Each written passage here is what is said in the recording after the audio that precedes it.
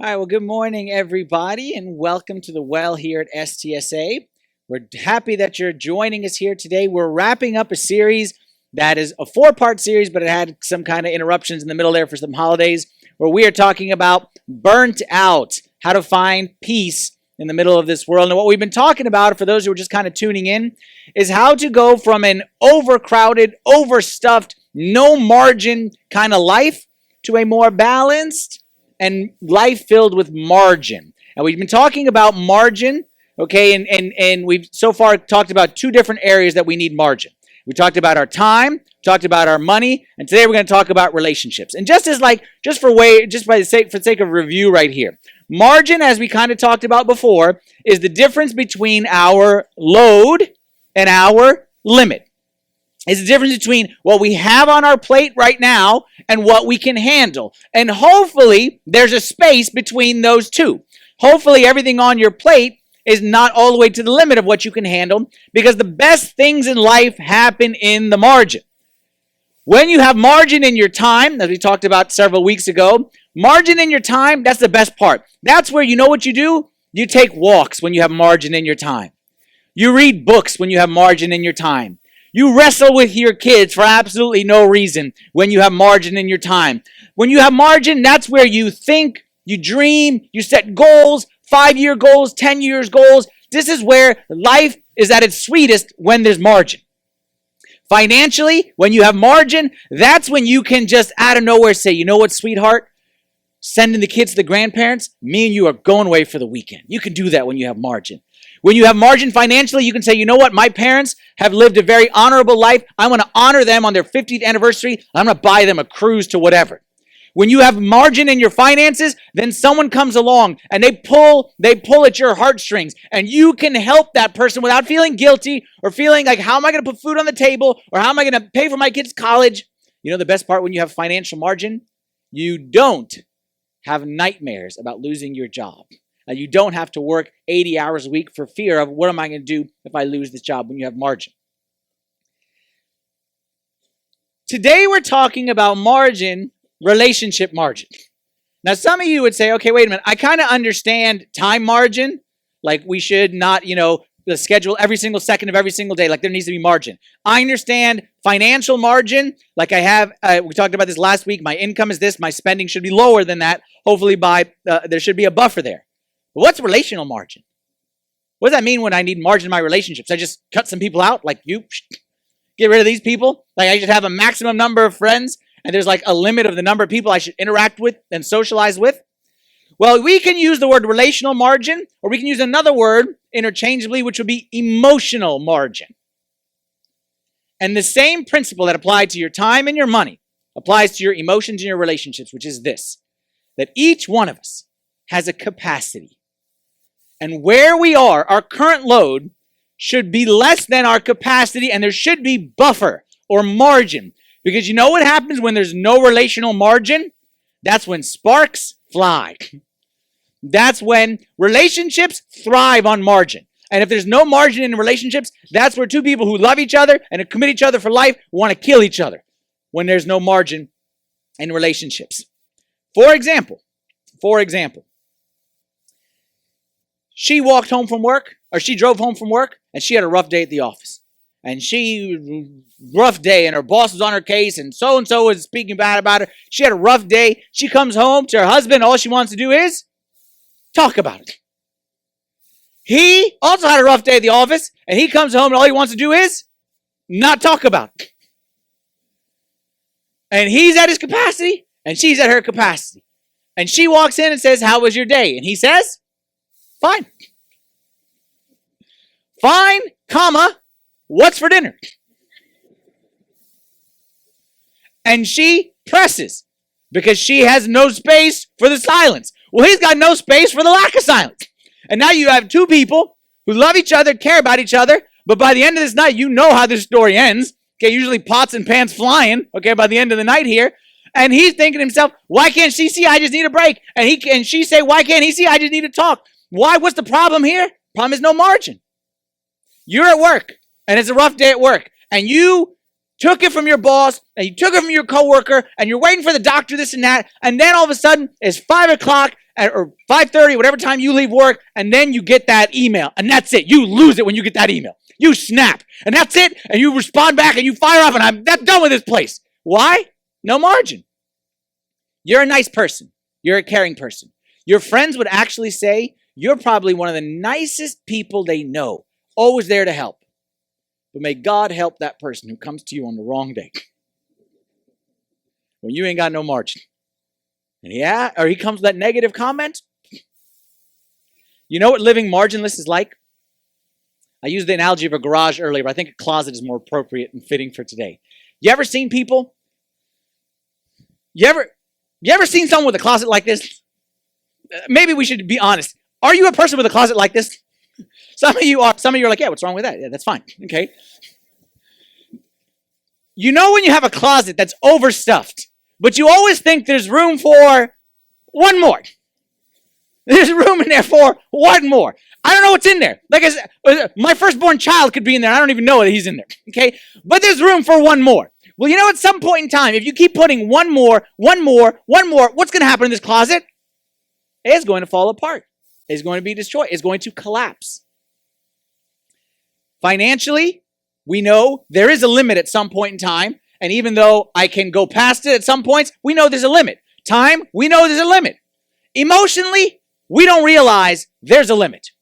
And that's why this is, of all the margin, is the most deceptive and most dangerous. Because we don't realize there is a limit to what I can do emotionally and I can do relationally. There are studies done about this kind of stuff, about how many quality relationships a human being can actually have and invest in. There are limits. And what I need to do today, what we're going to talk about here today, is knowing what my limit is and making sure my capacity does not exceed my limit. Making sure that my closet doesn't come crashing down.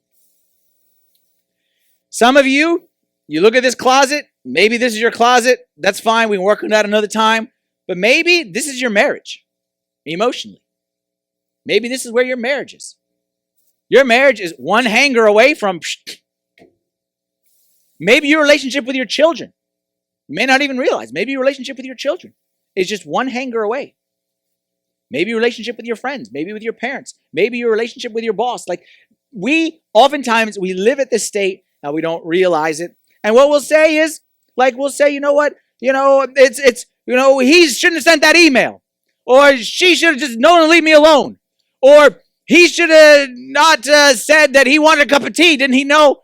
We say, well, he shouldn't have, or she shouldn't have. We blame all this stuff. But maybe the truth is that we have a dangerously low level of margin in our relationships, and we are driving way too close to the edge of the cliff. And it's just a matter of time before we fall off. So what we're going to do here today is we're going to talk about how to establish some good margin, healthy margin, space between my load and my limit. And we're going to look at this verse right here, Proverbs 4:23, which is a famous verse, maybe you've heard before, which says, keep your heart with all diligence. And keep can also be translated guard. Keep or guard your heart with all diligence, for out of it spring the issues of life. Raise your hand if you've ever heard of, read a book called Boundaries. Anyone ever read a book called Boundaries? Okay. Most of you are probably familiar with it, or at least heard of it. Okay, heard someone talk about it.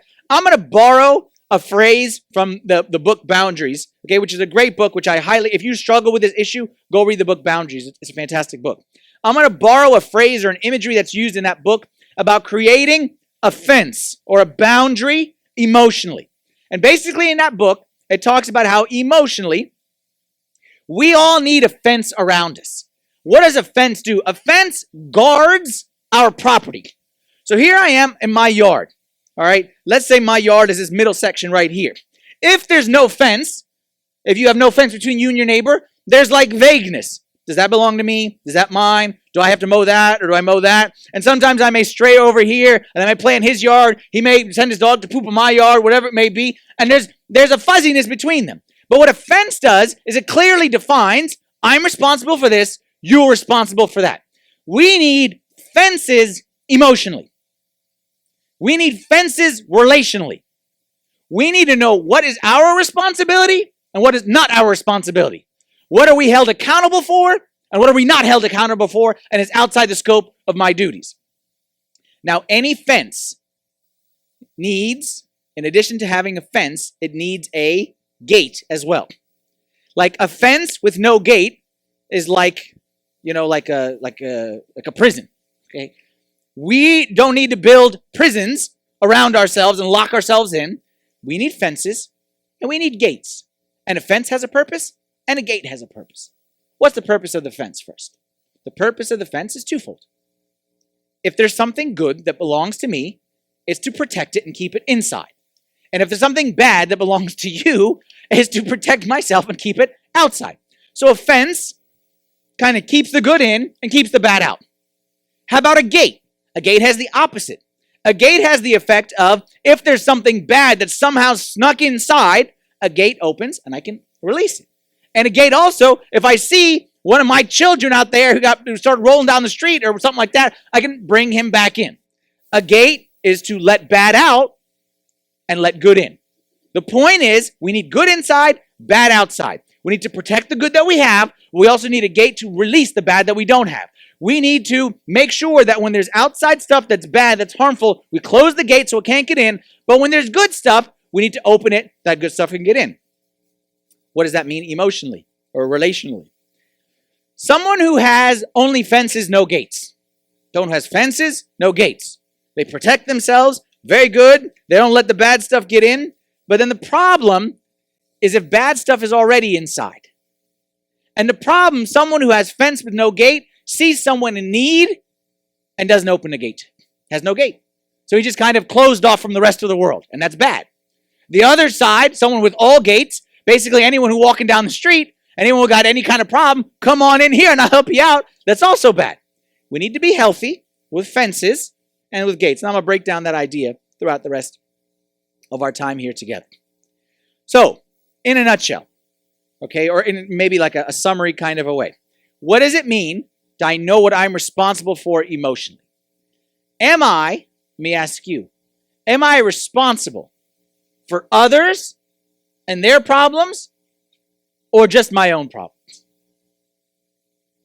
Am I responsible for others and their problems or just my own?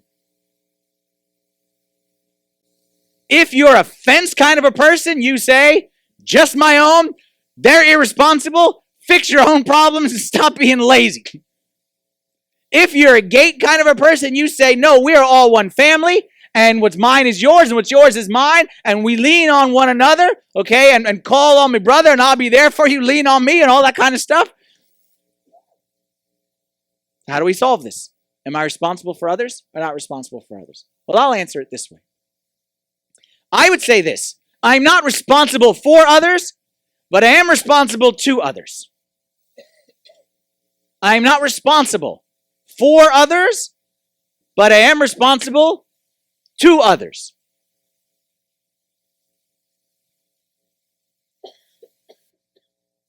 I'm not responsible for others. I'm responsible for one person, myself. And when I think of responsible for, I'm thinking mainly here in terms of, like, I don't mean this 100% the way it sounds, but you'll follow me here. The end product. I'm responsible for the end product here. Meaning there's no excuse when it comes to this. That ultimately in the end, whatever happens in my life, I'm responsible for it. And that doesn't mean that God doesn't understand. He's not he is, but I'm responsible. You are not responsible for the outcome of my life. I'm responsible for the outcome of my life. You're responsible for the outcome of your life. Sometimes people tell me. Someone will say, Father Anthony, I need to come for confession. I say, okay, confession's every Saturday night. And they say, you know what, I can't make it this Saturday. Okay, come the next Saturday. Oh, I can't make it that Saturday. Okay, every Saturday. Come any Saturday that you want. You know what I mean? And they say, no, you know what, I need to confess tonight. And I'm like, well, I can't tonight. Like, I have other things. No, it has to be tonight or tomorrow morning, and I'm trying. I can't. And then they'll say, okay, you know what? If I die and go to hell, that's on you. No, it's not. It's on you. Trust me, it's not on me. That's on you. You're not to sit there and say that you're responsible for me. Okay, this is what we do sometimes when we don't want to be responsible for our own lives, accountable for our own lives, is we like to blame other people. Oh, it's my parents' fault. Oh, it's my boss's fault. Oh, it's my wife's fault. No. Ultimately, you are responsible. Actually, you know what? Do this. Get rid of the word fault. Use the word responsibility. It may be your parents' fault that you are in this situation right now, but it's your responsibility to get out of it. It may be your boss's fault that you lost your job, but it's your responsibility to get out of it. So get rid of the word fault. We're not here to blame. We're here responsibility. I am responsible for my own life, and I have to take responsibility over my spiritual life, over my financial success, over my moving ahead in life, over my ability to obey God. I got to take responsibility because I'm responsible for myself. Does that mean I'm not responsible for others? I don't say you're responsible for others. I say you are responsible to others. Let me explain it this way. When it comes to responsible for, that's end product. When it comes to responsible to, that's the process that goes into it. We are not responsible. Here I am. I'm not responsible for your final state in life, but I am responsible to do my best to guide you in the path of righteousness and to show you the way to get to Christ. I'm responsible to teach to the best of my ability, to love to the best of my ability, to be a father to the best of my ability. I'm responsible to you to be the best that I can be. But in the end, what you do with what I give you is on you.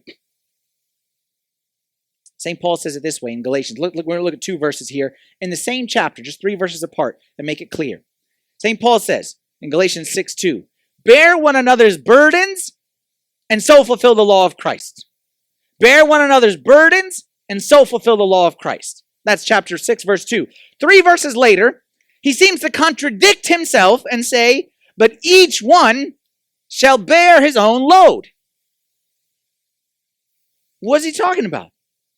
Bear one another's burdens, but each of you carry your own load. Bear one another's burdens, that's the responsible to others. Bear one another's burdens is what we love about coming to church. And I'm going to say, I'm trying my best to be personal here today and kind of share what I personally feel about this. That's why, for me personally, that's why I love this church. That's what makes this church, STSA, the best church in the whole wide world. Because we care about one another and we bear one another's burdens. I started to think to myself, I came up with 3 or 4 examples just in the past 6 months. 3 or 4 examples where this family, not talking about me, bear one another's burdens. Thought of an example where a man got diagnosed with a situation, hospital, and tough situation, and before I could even blink, the ladies said, we made a schedule of how we're going to make meals. So-and-so said, okay, I'm going to pick up the kids from school and do this. So-and-so took care of these arrangements, and boom, we bear one another's burdens. We recently had multiple deaths in the church family. Okay, not deaths in the family, but family of the church family. And lo and behold, bear one another's burdens. Financial, boom, we got it. We need to help cover some expenses. We got that covered. This situation, person whose father passed away, we need to help take care of their children because she's going to travel for this. No problem. I'll pick up the kids from school. They can play with my kids, whatever. Boom, there's the church family. Bear one another's burdens. I'd say the one actually that I love the most because usually it's kind of easy to be there in dramatic situations, but not like these situations we're very good at, but maybe not so much the middle situations. Someone in our church family was going through a tough relationship time. Okay, and this person was very hurt. And before I could even make the phone call, I discovered that so-and-so is over at this person's house. And so-and-so said, you're spending the night with me here. And so-and-so said, okay, you know what? After school, whatever, come over to my house. And boom, the church family had jumped in before I had even been able to make that phone call. We love bear one another's burdens. That's what makes church the best. Because we're not here isolated. We're not here on our own. And I know when I'm part of this church family, so you may not see it if you're on the outside. You may sit in the back or kind of sit on the sides, may visit every now and then and say, what's the difference about being inside this church? No, when you're inside the church and you're a member of the family, then you realize that we are a family. And we do care about each other. And we are there for one another. And that's not saying that everyone is there for everyone. But when you are there, someone is there for you. And that's what we love about it, is that we bear one another's burdens. But we also, each one shall bear his own load. Each one shall bear his own load. The difference here is, what's the difference between a burden and a load? If you look at the Greek word that St. Paul used, actually the 2 words, burden and load, are very similar. And actually both of them could be or translated as the word burden. They both actually mean the word burden, but different kinds of burdens. The word burden refers to a boulder burden, an excessive weight, something that one person cannot carry on their own. Someone going through a situation where, you know what, if I have to push this rock by myself, It will crush me and I will crumble underneath it. The word load is a similar word, but it means more of a day-to-day burden. Or if I could draw it pictorially for you, I would say a knapsack or a backpack. Now, what St. Paul is saying is that each one of us has our day-to-day responsibilities, things that we are responsible for, and each one shall bear his own load. But then sometimes life hits you hard. And when life hits hard, and it's not a knapsack, when the call back from the doctor isn't a take 2 and aspirin and call me in the morning, when the emotional burden is too much for any one person, when there's a family in front of us that's crumbling. I remember in the movie The War Room, I don't know if y'all remember that scene that touched me so much when the friend was telling him that he's a paramedic and he did the Heimlich or whatever it was. He said, look, if I see someone in front of me that's choking, I'm not just going to sit there and finish my salad. You see someone carry a burden, man, that's completely different than the knapsack. The load, each one has to be responsible. And some of us, we're very much on, each one has to be responsible, and each one has to be accountable, and no enabling, and no making, and I agree, 100%. But then there's a certain point in time where that knapsack is just too much for any one person to carry. And that's where we have to be there as a church family for one another. There's a story in the New Testament, Luke chapter 10, where Jesus talked about a person with good emotional and relational margin. Story of the Good Samaritan. It says this. It says, a certain man went down from Jerusalem to Jericho and fell among thieves, who stripped him of his clothing, wounded him, and departed, leaving him half dead. Is that a burden or a load? Burden or a load? Certain group of people walked by, first group of people, and said, just a load. Look what happens here, verse 31. Now by chance, a certain priest came down that road, and when he saw him, he passed by on the other side. Why? It's a load. Pick up yourself, man. What are you doing down on the floor? Pick yourself up. Why are you being lazy? Get up. Another person, likewise a Levite, when he arrived at the place, came and looked. Passed by on the other side. Came and looked. Said it's probably his own fault that he's in this situation. Probably living a bad life. He probably got what he deserved. It's karma. Goes around, comes around. And he said, you are responsible for yourself. Another guy came by. A certain Samaritan, as he journeyed, came where he was. Watch, when he saw him, he had compassion. Means he didn't see a knapsack. He saw a boulder. He saw a burden. And he said, this guy cannot help himself out of this situation. We are to carry one another's burdens. So he went to him and bandaged his wounds, pouring on oil and wine. And he set him on his own animal, brought him to an inn, and took care of him. He helped the guy. And he said, you know what? This guy can't help himself. This guy has no money. So here, I'm going to help him. I bandage his wounds. Okay? They say when the guy bandaged his wounds, okay, the guy wasn't the doctor with a first aid kit. How do you think he bandaged his wounds? He ripped his shirt off. Okay? He ripped his shirt. How else would he bandage his wounds? He just walking down the street. He ripped his shirt off. He gave of himself. He set him on his own animal, which means that the Good Samaritan now had to walk himself. Brought him to an inn and took care of him. So he said, boulder, guy can't help himself. I am responsible to this person. I have to help. But watch how we see the healthy boundary and the margin that this guy has in the next verse. On the next day, when he departed. On the next day, when he departed, he took out 2 denarii, gave them to the innkeeper, and said to him, take care of him. Whatever more you spend when I come again, I will repay you. Imagine if this guy had no boundaries. Imagine if this guy was a marginless person. Capacity and load are the same. What would he have done? He'd have stayed with him. And then his wife would have called and said, hey, come home. The kid is graduating kindergarten tomorrow. He said, no, I can't. The guy needs me. And this guy's too much. And the wife would say, okay, give him money to the innkeeper and just leave something to someone else to take care of him. You did more than your part. You are not responsible for him. You're responsible to him. You did your part. No. But what if he's sad? Who's going to cheer him up? And what if he wants a cup of tea? Who's going to make him a cup of tea? You know the guilt trip that we hear from our parents, that we hear from one another. You know the guilt story. You know that stuff. No. We shouldn't be selfish. We shouldn't care about ourselves. No. But you see how the guy had good boundaries, good margin. The first guys said, carry your own load, man. And those guys, those were just fences. And this guy opened the gate, but he shut the gate at a certain point in time when he said, you know what? I did my responsibility, and now it's time to move on.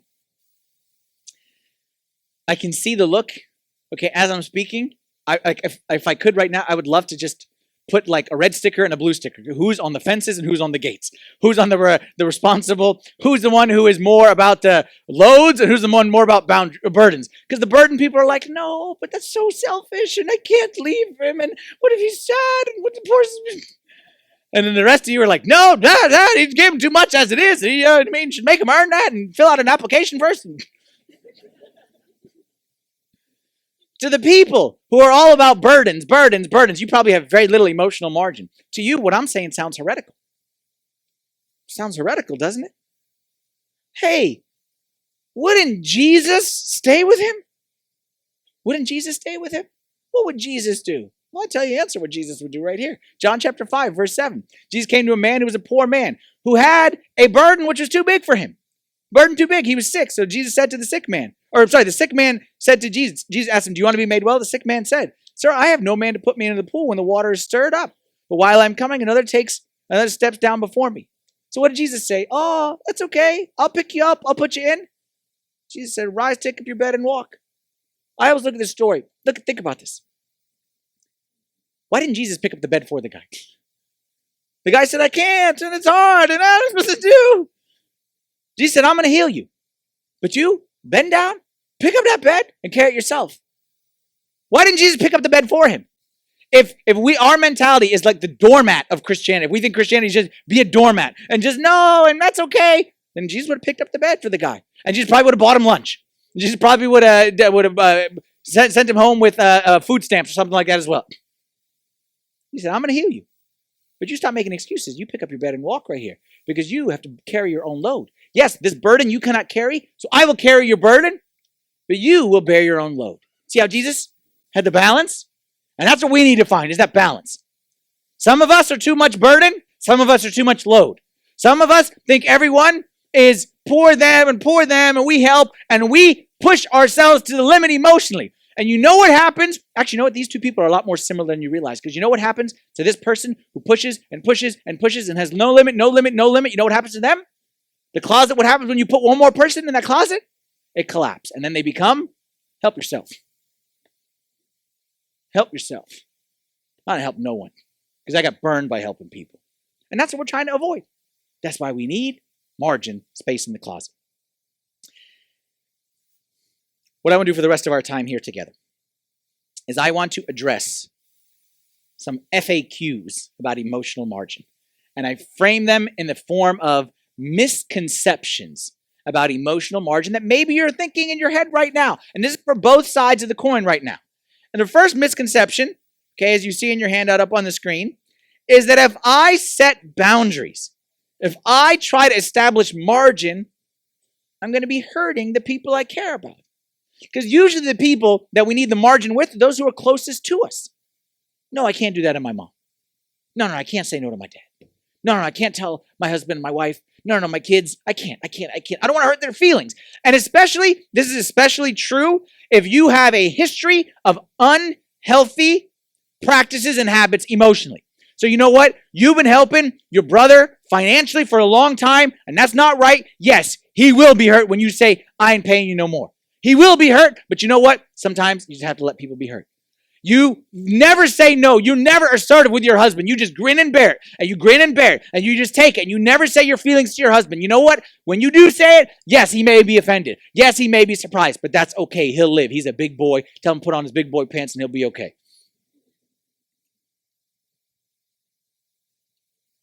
One person told me, said, no, I can't say no, because I can't take it when people give me that look.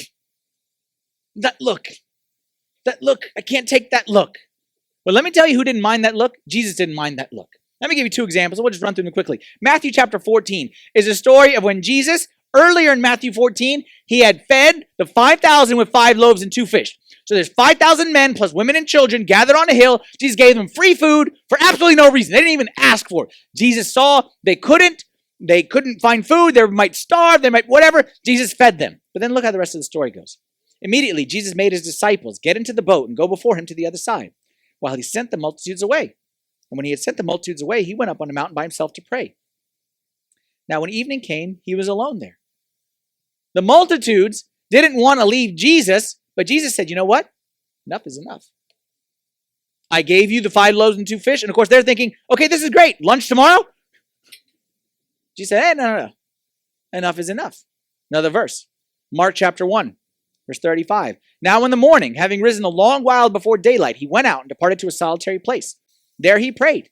And Simon and those who were with him searched for him. When they found him, they said to him, everyone is looking for you.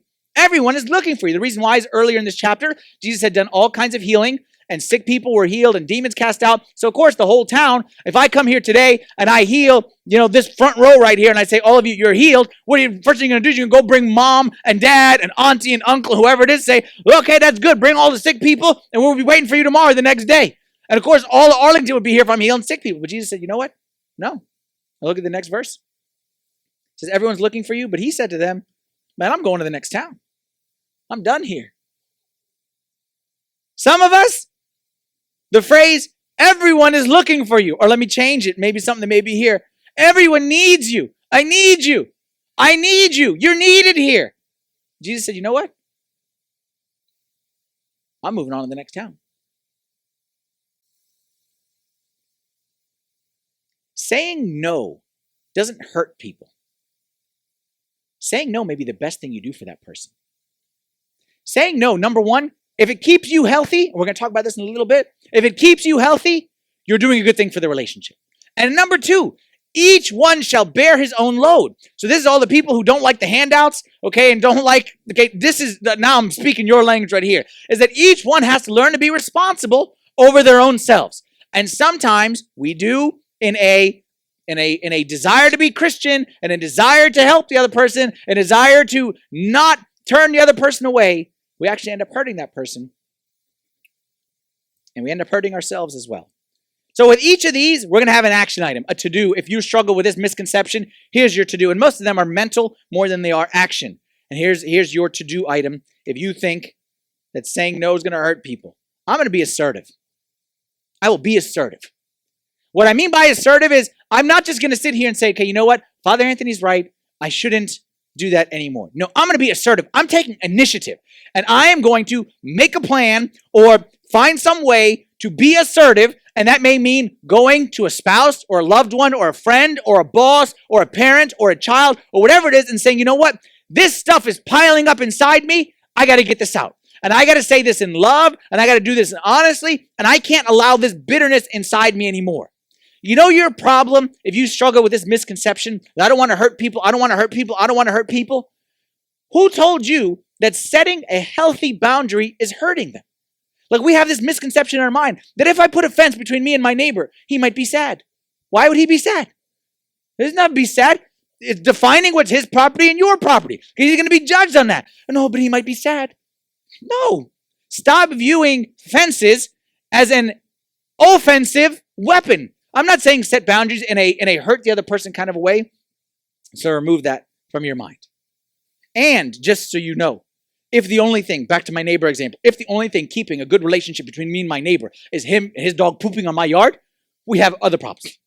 If the only thing keeping your marriage together is you do whatever your spouse tells you, or you and your parents, whatever they tell you to do, and you never assertive, if that's the only thing holding your friendship together, then that's not a very good friendship. Set healthy boundaries. Be assertive. Number 2, setting boundaries means being selfish. This is a misconception. Setting boundaries means being selfish. And again, the longer you've been in church, the more likely you are to know all the verses about, no, the Son of Man did not come to be served, but to serve, and die to myself, and give my life as a ransom for many. And we have all the verses that we heard before, and we say, no. And I'll tell you who's especially susceptible to this one from my own experience. Okay, not trying to generalize here, but just my own experience. Wives and moms. Wives and moms. Sometimes we have the martyr mentality that, you know what? Just grin and bear it. Suck it up. Don't be selfish. Be a good wife. And then we throw in the final sentence, which is, God will reward me. God will reward me. I do this and God will reward me. Are boundaries selfish? I'm telling you, the kindest, most caring people in the universe are those with the healthiest emotional margin. I guarantee you. And I stand here and I tell you from personal experience that the more margin I'm able to create emotionally and relationally, the more I am able to better care and minister to all the people that have boulders and burdens in their life. And when my margin goes down, actually it's the opposite. When my margin goes down, my selfishness goes up. And I bet you, if you understood yourself, you'd probably see the same thing in your life too. Creating margin isn't selfish. Not having margin is what leads to selfishness, not the other way around. Make a distinction between two things: selfishness and stewardship. Selfishness means I only care about myself. Stewardship means what? Stewardship means I know that I have been given something and I will be held accountable for what I've been given. I am responsible for something. Stewardship is not selfish. Stewardship is saying, you know what? This is all the emotions I got. And I know God has big stuff for me, and I need to be caring. I need to be, when my wife comes to me and needs to talk, I have the emotional capacity that I can listen. I need that when my son comes and he didn't make the basketball team, or my kid and she didn't play well in soccer, whatever it is, that I need to be saying, you know what, just don't leave me, just leave me alone. I don't have time for you right now. I need the emotional margin to be a good steward of the children God has given me, and to be a good steward of the congregation that God has given me. And when I don't have margin, that's when selfishness kicks in, not the other way around. 2 Corinthians chapter 8, verse 5. St. Paul says, and not only as we had hoped, well, I'm sorry, I should give the context this. He's talking to a group of people who had been very, very, very generous, okay, about a very generous gift that they had made financially to help a church in need. And he said, this group who had gave this generous gift to you guys, the Corinthians, another church gave to them. He said, they first gave themselves to the Lord and then to us by the will of God.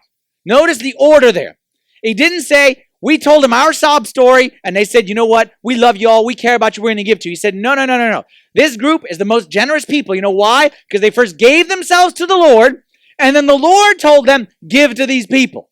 So they realized that it wasn't selfish if I said no to them. I'm going to say whatever God wants me to say because I gave myself to the Lord. Said another way, here's your action item for this one.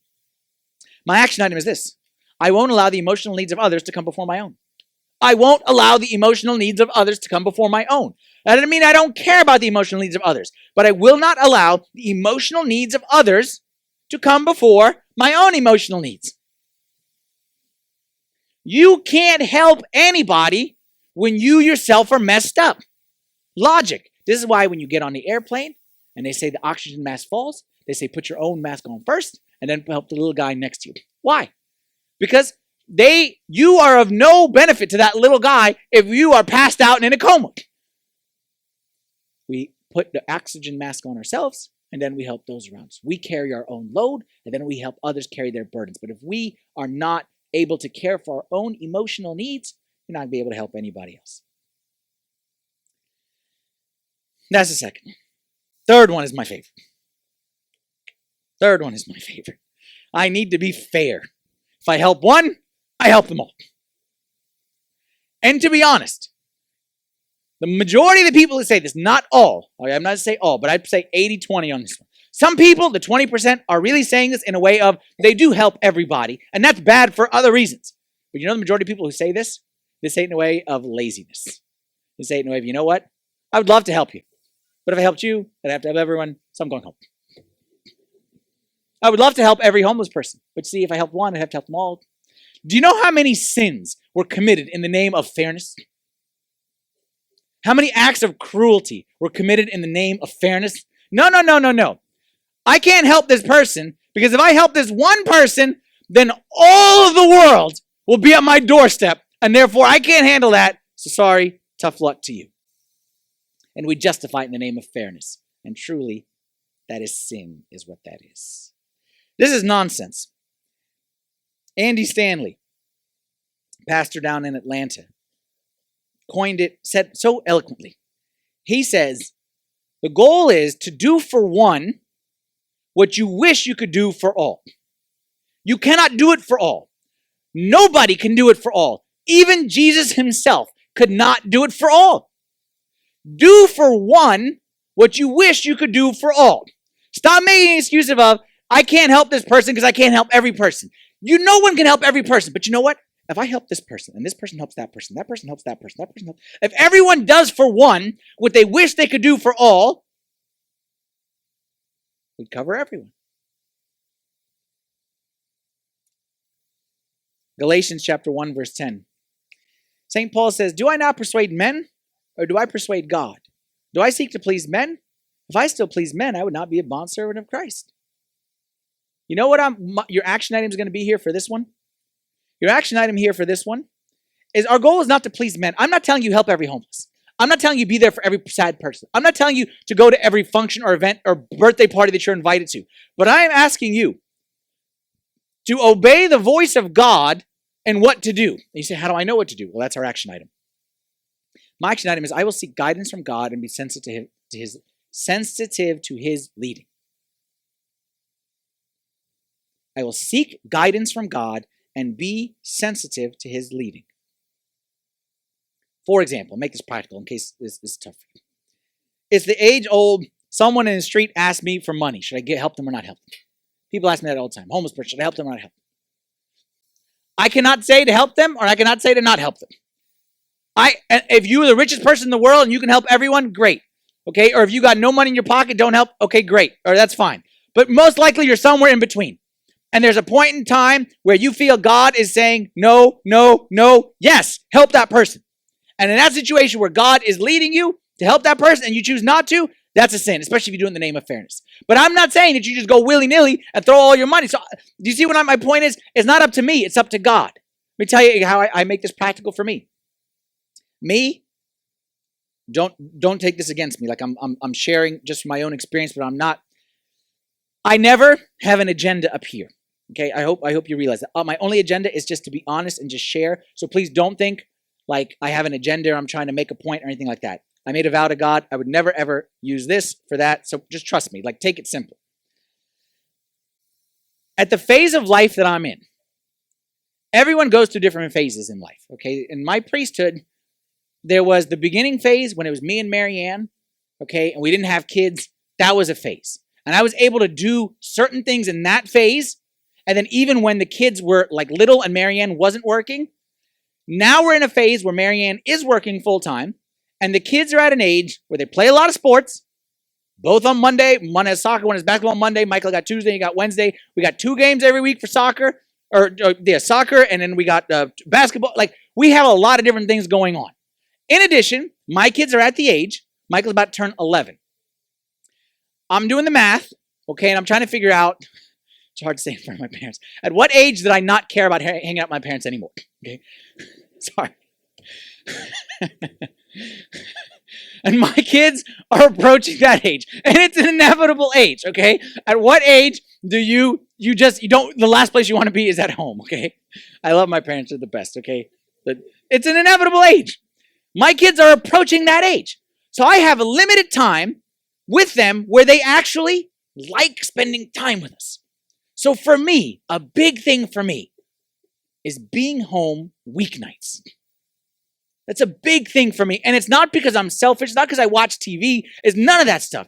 It's because I feel in front of God, my responsibility is to my family first and foremost. And I'm going to tell you, like, I'm going to let you inside the mind of a priest right now. I was actually just sharing with someone. Most priests who, I'm not saying anything about other priests, but most priests who don't invest as much in their family life. Because, usually pastors' kids, like, a lot of them are, okay? Because most priests or pastors will say the following sentence: God, I'm going to take care of your children, so you take care of mine. You heard that one. God, I'll take care of your house, so you take care of mine. I came to the conclusion of, you know what? I'm going to do it the other way. I'm going to say, God, I'm going to take care of my house. And I'm going to trust you to take care of your house. Like, why is it I'm so trusting with my wife and kids and say, you know what I mean? But I trust God with you. But in the church, I won't trust anybody else with. So I just decided it's like a personal decision. I'm not going to say that. And I'm going to say the opposite. I'm going to say that this church, I'm the priest right now, but I'm not going to be the priest here forever. This church will live way past I do. And there'll be tons of people who do this job after me, before me. Like, there's a lot of people who can do this job. I'm not the first one. But ain't no one else is going to be a father to an 11-year-old except me right now. No one else. And no one else is going to be a father to that 9-year-old except me right now. That's it. So I take this very seriously. And then someone will say, I need to meet with you. I need to meet with you. And I say, okay, you know what? Saturday nights is when I do appointments. Like, Saturday nights is my night because, like, Saturday nights is when I do it. I batch them all together, and people are free on Saturday nights. And if I do one thing during the week, like the traffic and it's extremely better for everyone involved. We just trust me on this. And say, well, no, I can't make it Saturday. Okay, the following. Oh no, I can't. Oh no, I need you right now. Should I go to them or not go to them?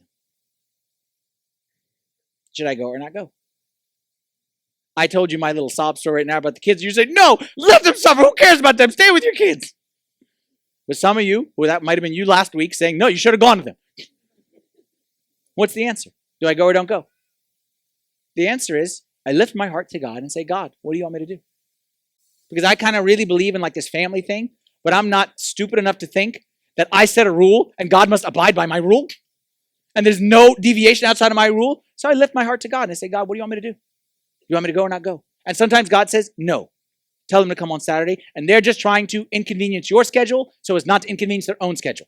Like they don't want to give up a Saturday night, but they want you to give up a weeknight. That's what sometimes God says. So I say, no, I'm sorry. And then sometimes God says, the kids will be okay tonight. Go to this person. There's no answer. I'm invited to lots of weddings. Lots and lots of weddings. If I say unto you, I have to say yes to them all. Can't. But then every now and then, I'll randomly feel God really pushing me to go to this. Why did you go? But you didn't go. Like, come to my birthday party. Come to my graduation. Come to my whatever. Sometimes it's from God and sometimes it's not from God. I can't say. I can't say that anytime your coworker comes to you and says, I need to talk. No, cut the boundary and that's not in the plan. No, you have to have boundaries, but sometimes you go around the boundaries. That's what the gate is for. Do you understand what I'm saying with this? I'm saying there's no hard and fast rule. There's no blanket. The rule is that we lift our hearts to God and we trust that God will inspire us and lead us. Someone actually told me this story of not too long ago. It's a crazy story about a person who basically did this. And there was a homeless person who said to them, like, I need like money or something like that. And this person lifted their heart up to God. And all of a sudden, this person gave them something, got back in their car, drove, felt God calling, turned back around, invited the homeless person out to lunch. And sat with that homeless person for lunch, bought them lunch, sat with them for like an hour, 2 hours, and shared the gospel with this person and encouraged this person, lift this person up. If you would ask me, hey, Father Anthony, every homeless person, should we take him out to lunch? I'd say no. But you know what? That lady, that homeless person, yes. We lift our hearts up to God and we seek his guidance. If you remember, for those who were here in week 1, we spoke about margin, and I said margin at its core is an exercise of trust. It's an exercise of faith. The opposite of margin, like the reason we don't have margin, is because of fear. And that's why, remember, I told you when God commanded margin, commanded the tithe, commanded the Sabbath, and then the gleanings. So the tithe, saying, don't be afraid, okay? You live off of 90%, don't be afraid, you'll be okay. The Sabbath, don't be afraid. You can get your work done in 6 days, don't be afraid. Trust me, exercise your faith in me. When it comes to relationally, the trust factor, Matthew 10:35, he who loves father or mother more than me is not worthy of me. And he who loves son or daughter more than me is not worthy of me. The trust factor is, you know what? I might set some boundaries and I might hurt some people. And some people may not like it. But in the end, my first commitment is to God. And I love you because I love God. And I give myself first to God and say, God, you are number one. And because I give myself to you, then I can give myself to others. But we have to be okay with people, you know what, not happy with us. Like somehow along the way, loving people and pleasing people got confused. If you struggle with boundaries, this is your problem. Is loving people And pleasing people started to get confused and started to look the same. And I need to love, and I need to love, and I need to love turned into, but I need to please, then I need to please, then I need to please. And the two are never meant to be the same together.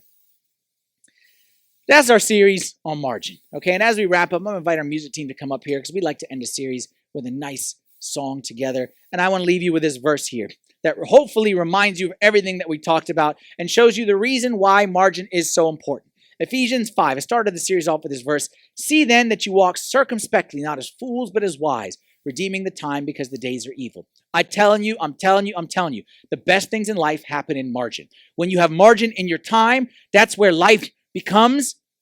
That's where you do meaningful things in life. That's where you invest deeply in relationships. When you have margin in your finances, that's when you can make a difference in this world, okay, and contribute to things and help others in need. And when you have margin emotionally, that's where you find the best and sweetest relationships in this world. Too many of us, we're skimming the surface on what life could be because we don't have enough margin. Trust me on this one. Take this series, go figure out what margin you need to make in your life, and I guarantee you, you will see the quality of your life increase when there's more margin. Let's stand together. Okay, well,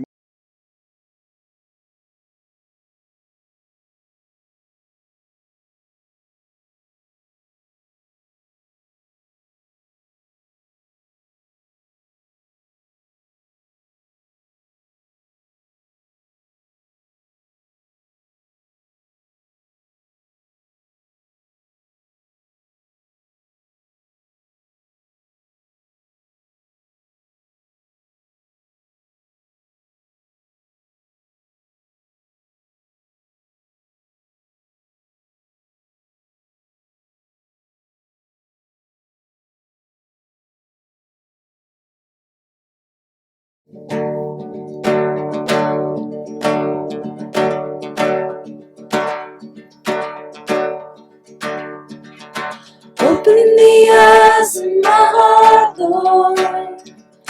Opening the eyes of my heart. I want to see you. I want to see you. Opening the eyes of my heart, Lord. Opening the eyes of my heart. I want to see you. I want to see you. To see you high and lifted up, shining in the light of your glory. Pour out your power and love as we sing, holy, holy, holy. Open the eyes of my heart, Lord. Open the eyes of my heart. I want to see you. I want to see you. Open the eyes of my heart, Lord. Open the eyes of my heart. I want to see you. I want to see you. To see you high and lifted up, shining in the light of your glory. Pour out your power and love as we sing, holy, holy, holy. High and lifted up, shining in the light of your glory. Pour out your power and love as we sing, holy, holy, holy. Holy, holy, holy. I want to see you. in the name of the Father, and the Son, and the Holy Spirit, and God, amen. Lord, it is the greatest desire of our heart to see you and to see your plan for our lives. And we know it's a great plan. And we know the stressed out, like overwhelmed, overburdened, full closet, marginless lives that we're living are not your plan.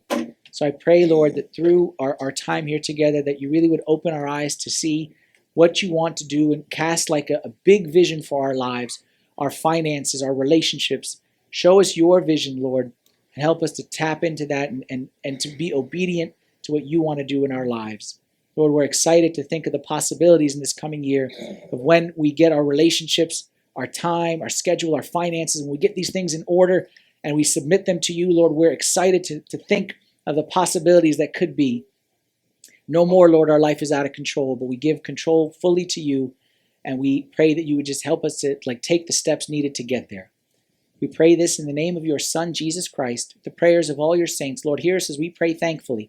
Our Father, who art in heaven, hallowed be thy name. Thy kingdom come, thy will be done, on earth as it is in heaven. Give us this day our daily bread, and forgive us our trespasses, as we forgive those who trespass against us.